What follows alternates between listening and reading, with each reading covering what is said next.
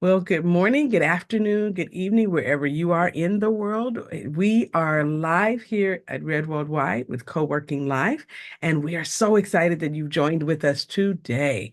And so today we're going to um, kind of delve into some areas that we had been working with regards to legacy. And some of you guys who, have been asking to have a more strategic plan for how you take care of your funds and what it is that you're doing for your families and how you are really structuring things have begun to come to a lot of our classes and our business courses, our classes that we've had on trust and legacy. And so we are excited that you're joining with us on this. We have some people who are members that have asked me to do just a little bit deeper dive on the business trust. And so we're going to just do a refresher today and share a few things about business trust and give you just a different view, maybe, of how you might do business. And some of you guys who watched a previous video on this, this will be, a great addition to what you've been learning because there's some things we'll cover today that we haven't covered in the past. And so that's going to be really exciting. So I'm going to share my screen and we will jump in to learning more about the enhanced flexibility of business trust. And so, with that said, let's kind of go into it. So, got a little video that I want to play, and give me just a second. We're going to come back to it because I want to make sure that you guys have no problem with hearing the sound. And so we'll come back there now. But I just want to make sure that do have everything that you're supposed to have it with watching this. And so here we go. All right. So let's just watch the video and then we'll chat.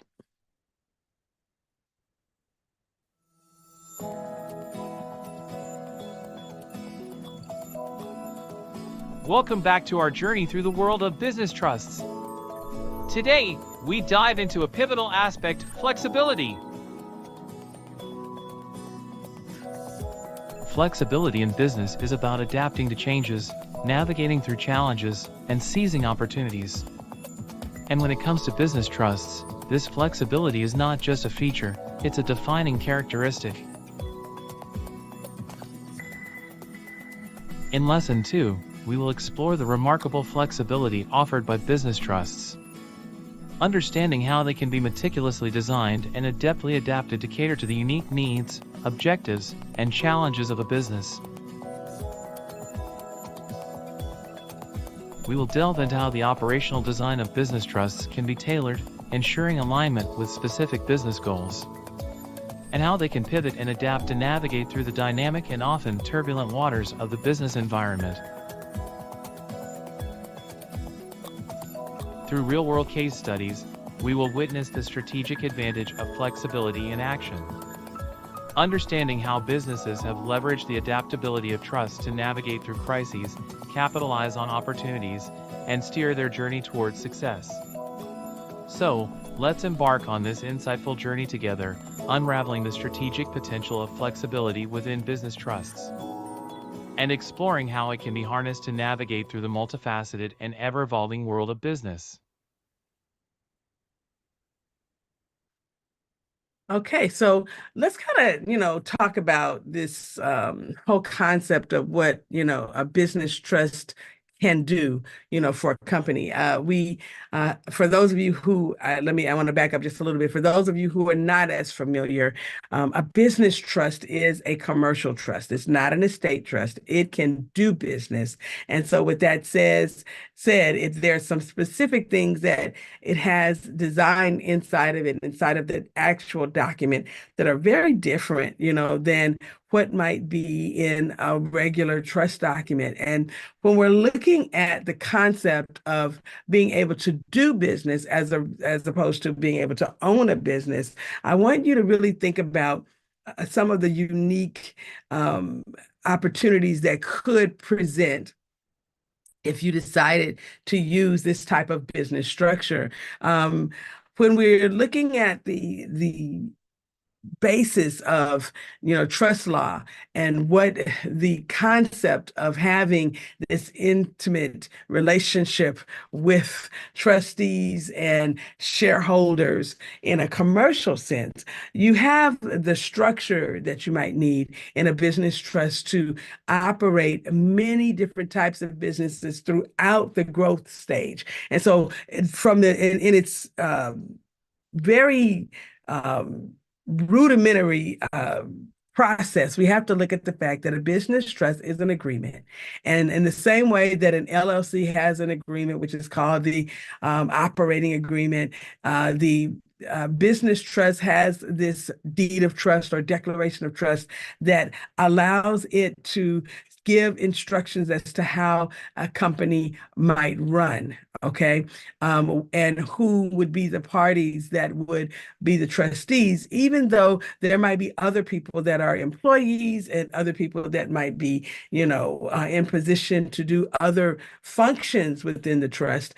It still has a trustee, a person who is responsible for making sure that the trust operates according to the instructions, there in the deed of trust or the declaration of trust. And so when we understand that that is the case, it kind of helps us to go back to the original concept of the fact that there are 5 things that a trust has to have in order for it to be a viable trust. And we know that to be that there needs to be someone to create it. There needs to be someone who is going to manage it, which is the trustee. The grantor or the creator or the settlor is the one who creates the trust.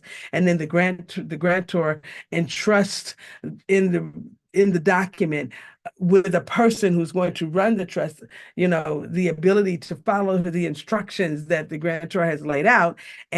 But that's all for the sake of the beneficiaries, right? The people who are the ones that the trust is for the benefit of. And then, of course, we got to have assets. There's no way that the trust itself can operate without assets because it's not viable unless it has something to attach to it, whether it's funds or whether it's property or some unique thing of value. And then, of course, we know that there has to be, the actual document, the deed of trust or the declaration of trust that has to be there. So let's kind of look at some of these definitions.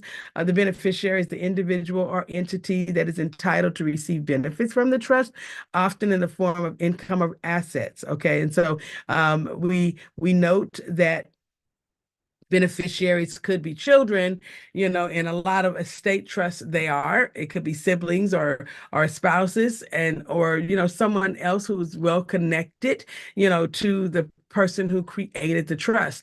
But in the business trust, the individual who is entitled to receive benefits from the trust could very well be the person who set the trust up. So it could be that or who it was set up for the benefit of, by the grantor, but who is still going to be involved in some way in an aspect in the business. So when we're looking at it from that standpoint, there are lots of things that a business trust could have inside of it, as far as shareholders. Those shareholders could very well be the people who came up with the concept or the idea of the business. And we have to be considerate of that when we're thinking about the structure of the business trust, because in the document, it very well may give some leeway to the people who have come up with this concept of running a company. All right. And then we have the trustee, the individual, the institution, or the entity responsible for managing the assets, operations, and decisions within the trust. And I have to tell you that there are many times in a business trust where the trustee is not necessarily an individual, but it is an organization or a company. A trust company might be the trustee for a business trust. And there are many reasons why that might happen, because if the parties who are the beneficiaries are the ones who are also involved in running the company, they might have an independent trust company or an independent trustee operating in that capacity so they can continue to do the things that they do. And so it's very interesting that in this case, we see, some case studies that, we'll talk about in a separate, we won't have time to talk about it today, but some of the case studies that we will look at are where there are independent trust companies that are actually running the operations side of the trust with regards to how the trust functions, but there are day-to-day people that are also shareholders, who might be doing some things within the company. Okay, and so then we have the trust estates. These are the collective assets and properties held within the trust, managed by the trustees for the benefit of the beneficiaries and for the benefit of the trust itself for continuity's sake. So this might also be equipment. This could be some sort of financial instruments that are there to make sure that the trust remains viable. This could be, some intellectual properties, so when we're looking at collective assets, I want you to be thinking about the fact that, again, this is a company. It's formed for commercial purposes. And so there might be lots of collective assets that are there, for the trust to utilize so that it could make sure that it has everything that it needs to do what it needs to do. There might be bank accounts that are reserves to keep the trust, in a position where even in the case of an economic downturn, there might be, something that would happen that could create a problem. Good morning, Deborah. I see that you're here. Thank you so much for being here with us. And then there also could be pass-through taxation, because this is a system where the income generated by the entity is passed directly to the owners or beneficiaries, being taxed only at the individual level. That could be the case in the business trust, depending on how it's structured. And so this is something that some of you may not have ever heard anything about. And I need to bring this out, that the trust itself, for the most part, most people operate their trust in a way, when it's a business trust, that the income, is inside the trust and it doesn't get passed directly to the beneficiaries. Beneficiaries might leave their income in the trust for many, many years and not take it out and allow it to be distributed to other entities on their behalf, or, something else, whatever is, taxable, could go on a K-1 and be distributed to another entity that they're working with, and for obvious reasons, because it might be a situation where they're trying to fund, their family's entities with the funds that are made from their company that is operating. And so you see this a lot in different kinds of companies that are trusts. And it may be the way that some of the trusts that we have heard of, some of the very large trusts operate, where they actually distribute funds to their subsidiaries, other companies that they are utilizing the trust to build money for. So, there's many different ways that it can happen. But for the companies that are beneficiaries, or the entities, or that they're connected to, the trust may not pay its taxes on the funds. It may decide to pass the money over in a distribution to an individual, or to an entity as well. All right. And so then we want to look at fiduciary duty. The legal obligation of trustees to act in the best interest of the beneficiaries, prioritizing their benefits over self-interest. So when a person or a company is a trustee, it is their responsibility to act in the best interest of the people who are the shareholders in the business trust, prioritizing whatever it is that's going to be beneficial to them over anything that might be beneficial to the trustee or the trust company. And that would be the case because a lot of times when you have a trust company or an independent trustee, they're being paid to be a trustee, and they're being paid a certain amount of money based on the amount of money that might be held in trust, or the amount of duties that might be responsible for with regards to the commercial activities of the trust. So, but it's in their should say, the definition of what they do, their job description per se, the powers of the trustee is the way that it is, stated, and it's within the guise of their powers and in the guise of the way the trust is set up for them to pay attention to the beneficiaries more than they are their own interests. Yes, they may be allowed to be paid, but it does not, preclude them from ensuring that that trust remains viable because of what is needed to be given to the shareholders. And so that's something that a lot of people, would definitely need to pay attention to as they're, becoming trustee or taking on, establishing a trust, is to making sure that whoever they choose has the really are looking at the needs of the shareholders and the responsibility for the continuity of the trust and making sure it remains viable, so that the funds that have been earmarked for the beneficiaries, whether it's an entity or individuals, will be able to be there at the rate and the level that was intended. So let's look at the definition in nature itself. And so we kind of gave a little bit of a definition when we started, but I'll give a more succinct one here. A business trust is a legal entity, as well as, it's a legal document, right, that enables the assets of the operations of a business to be managed by trustees for the benefit of its beneficiaries. Unlike traditional business structures, a business trust amalgamates the protective shield of asset management with the operational mechanics of running a business. It combines these two.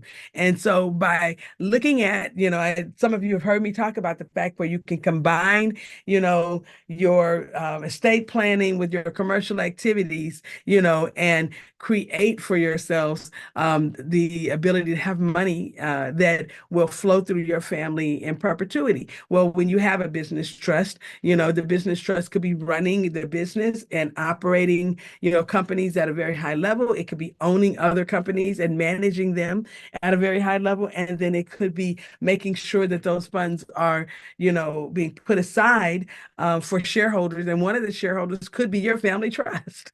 And so that's a very common structure. Trustees bearing a fiduciary duty navigate the trust estate through the commercial seas, ensuring that the beneficiaries reap the rewards while being shielded from direct operational complexities and liabilities. And so that is a very real thing. It's something that is done, and done very well by many companies. So let's look at the distinction between business trusts and other business entities. When juxtaposing business trusts against more conventional structures like corporations or limited liability companies, several distinctions surface. While corporations and LLCs are bound by stringent regulatory compliances and are subject to different taxation systems, business trusts revel in their ability to offer pass-through taxation, therefore potentially mitigating the burden of double taxation witnessed in some corporate structures. And many of you are aware, and if you've been to our corporation basics course, you've learned that if you have a corporation, when you take a draw, okay, you are taxed. But when the company every year does its taxes, it's taxed. So that's a double taxation issue that happens. And many people become S corps to avoid that particular type of structure. They like the concept of having shareholders and, being able to raise money by selling shares, but they don't like the concept of paying taxes twice. So you might see them take on becoming an S corp, which in and of itself has pros and cons there as well. And some people, they are so excited about becoming an S corp, but there are some things that you might have to consider, which we're not going to talk about today because we don't have enough time, but we will delve into that on our business structure, in our business structure course, and more so when we have the time on YouTube where we talk about reasons why you might not want to be an S corp, where we'll dive dive deep into that.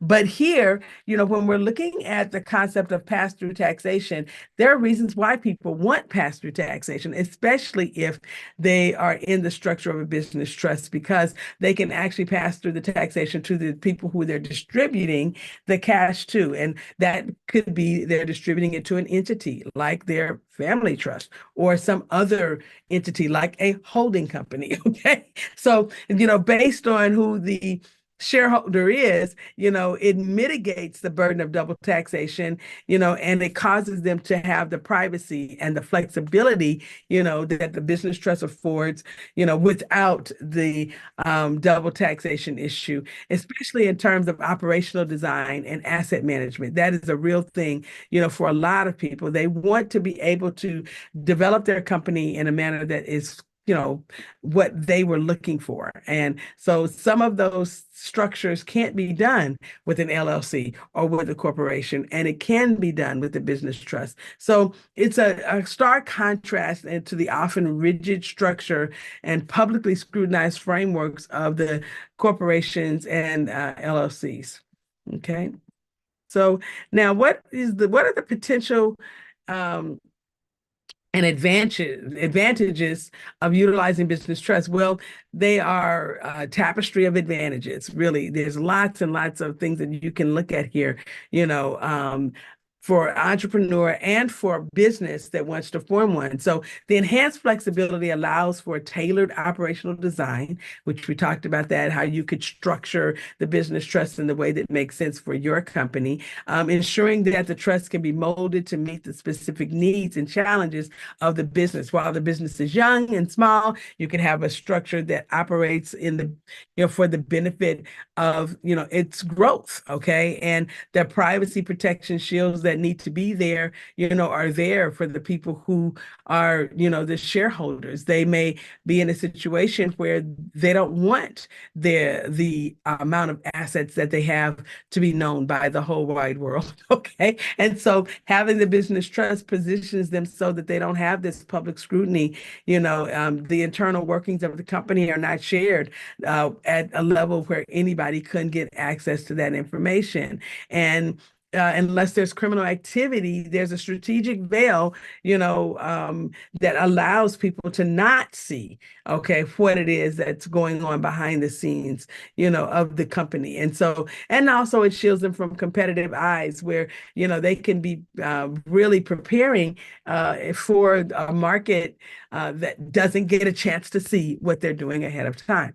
This simplified taxation system also within the business trust, and the robust asset protection mechanisms not only provide for the financial efficiencies, but it safeguards the personal assets and of the beneficiaries from business liabilities. So you can really separate your personal family's ownership of the items that belong to your family from what is an issue inside of a company. And so that's really important for you to know. So in summary, as we really look at this foundational understanding of business trusts, you can recognize them for not only as the multifaceted landscape that they may be in commerce, law and finance, but, the nuanced advantages that they have, that allow you to have this operational flexibility and privacy, and it positions them as a viable,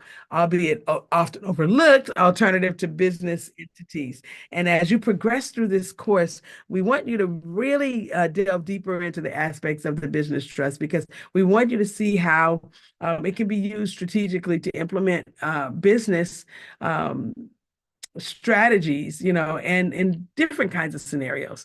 Okay, so we're gonna just make sure we have this little knowledge check here, because I want to, stop and just see if everybody is tracking with me. So how does the flexibility of business trust compare to the structures of corporations and LLCs? Well, I'm going to place some opportunities for you to share with us, and you can just put a thumbs up, if you are seeing something here that makes sense. Business trusts and corporations have similar levels of flexibilities and adhere to the same legal structures, or business trusts offer more flexibility and fewer rigid legal structures compared to corporations and LLCs, or business trusts, corporations, and LLCs all have identical flexibility legal structures. Or lastly, business trusts have more rigid legal structures compared to corporations and LLCs. Okay. I'm looking to see if I got any hands up, for any of these. Let's see if somebody's correct. Let's see. That is correct. Business trusts offer more flexibility and fewer rigid legal structures compared to corporations and LLCs. Okay. All right, let's do one more. In what scenarios might the privacy offered by business trusts be particularly advantageous? Well, when a business trust wants to publicly disclose all of their operational details, or when the business trust prefers to share its financial details with competitors, when the business wants to shield its operations and assets from the public and competitive scrutiny, or when the business wants to make all asset details public.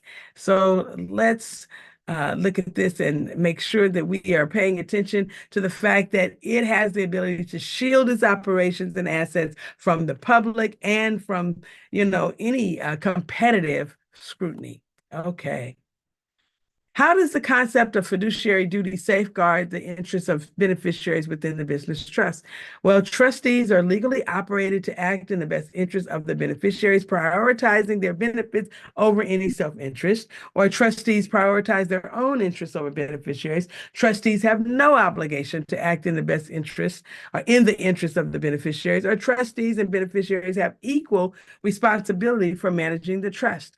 And those of you who have been paying attention know that the trustees are obligated to act in the best interest legally, of the beneficiaries, and they really have to prioritize that over their own interest. Okay. All right. All right. Lastly, we're going to play our little video to close this out. But I do want to just, before we do this, open up for any questions that anyone would have, because I want to make sure that, this little deep dive into some of the more important aspects of the trust, did give you, a little bit more intricate view of the trust from the side of, seeing it as a business, seeing it as an entity. It is formulated as an agreement, but it does have the ability to do commercial activities. And many people don't use it, for that. Some people just use it to own companies, not realizing that it does have the ability to operate as a company. We have an entire case study or set of case studies that we've done with regard to the business trust, and that case study opportunity will be put in our comment section so that you can read it and take advantage of what's there. And it talks about different use cases of the business trust, different companies that actually have used the business trust to run their companies and operate their companies at a very, very high level. And so it's important for you to be able to see that and to understand, what you could, take advantage of, in using your trust, and how you can make your trust work for you. And so it's very, very important that you know that if you do formulate a business trust, even though it is not required that the business trust registers with the state, and for that reason, the business trust does not have to fill out the business ownership information form because of the fact that it's not a state registered entity. But what you need to understand about the business trust is that it still needs to have its own EIN number. It needs to form, the right kind of structure within the company to run the company the same way that any other structure should, okay? Because it's going to help it to become accountable, and it to be run like a well-oiled machine, just like any other business. When you they take the time to have standard operating procedures and, to create policies and to make sure that you have, a hierarchy of people who are working in certain positions. If you are not a solopreneur running your business trust and you have other people that are operating with you, use all of our best practices for running a business. And you want to create it to be a valuable business. So the 8 drivers of business value still hold, to the business trust, just like it does any other company. And if, in fact, you do decide to, sell shares of the business trust, there's a way to document that inside of the trust. And so being able to have access to a business advisor, or a business coach, a consultant, a business attorney, all of these particular types of, professionals, will be able to help you in your structuring and help you make sure that you're running the company efficiently. You're going to still need to have a bank account, and you're going to still want to have, the ability to use accounting structures, that make sense for you, whether that's a bookkeeper or, a CPA or a CMA. You want to make sure you have all of the components in there. Don't just go and start a business trust and then say, okay, I'm free to do as I please because I don't have to file anything with the state. No, now you have even more responsibility because you would be more heavily scrutinized if you were not running the trust in such a way that it is operating for continuity's sake, for succession planning, for legacy. The whole purpose of having this particular type of structure is so that your finances can benefit even more, not less. So, with that said, I'm going to play our outro video, but I just want you to understand that this is a very powerful opportunity, and there are lots of things that you can do with the business trust. And get access to our wonderful little case study so that you can pay attention to some of the companies that are using it. There are all types of companies, from security to banks to real estate investment firms and insurance companies. There's tons and tons of use cases for this particular type of commercial structure. And so we want to see you do it and do it well. So let's go ahead and watch our outro video, and then we'll leave you with some other information at the end.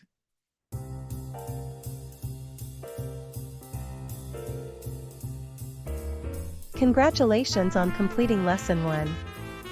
We explored the definition and intrinsic nature of business trusts. Business trusts stand distinct in their structure and operation compared to traditional business entities like corporations and LLCs. Business trusts offer unique advantages such as enhanced flexibility, privacy protection, simplified taxation, and robust asset protection. Beneficiaries and trustees are foundational concepts of business trusts, intertwining operational management and trust law to create a potent entity. Business trusts can be strategically leveraged in various scenarios. For example, they can be used to protect assets, ensure privacy, and streamline ownership transitions. In Lesson 2, we will explore the enhanced flexibility of business trusts and how this flexibility can be a strategic lever in the dynamic world of business. So you can join us next week. We will kind of delve into the second part of this lesson, where we, do look at the strategic operation of a business trust and what it looks like internally. And so that's going to be something that we'll make available also out here on YouTube, because we just believe that if you had that understanding, then you could make a really good decision as to whether this is a structure that you might want to use for one of your business entities. Well, this has been Patience Rose with Red Worldwide, our co-working live. And so we will be here tomorrow, and tomorrow we'll have some wonderful, wonderful opportunities for you to learn more about, our creativity and what we can do in starting, our businesses from a mindset position to work very differently than they may have worked in the past. Changing our mindset, really does help us. And we did a wonderful expose of that last Wednesday, but tomorrow we're going to delve into it a little bit more. And I also have an app that we're going to be giving away tomorrow. So you want to be here, must be present to win. So you got to be here so you can gain access to this one, because it is going to, help you in your quest for, having something that you can do differently with your mindset, during the day, that helps you to bring a different type of a shift for, creativity's sake, and to help you do the things that are necessary. With that said, we'll see you again next time.